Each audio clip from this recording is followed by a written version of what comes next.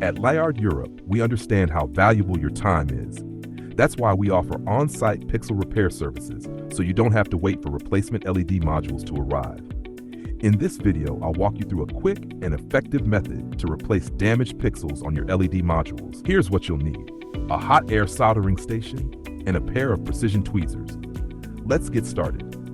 First, apply heat to the area with the damaged pixel for a few seconds using the hot air station.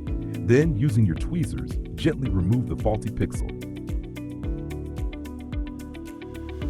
Place the new pixel in position and ensure it's securely fixed.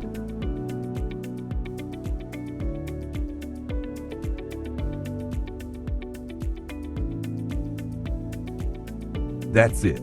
A fast, simple, and efficient solution. For further information or assistance, please contact Leyard Europe.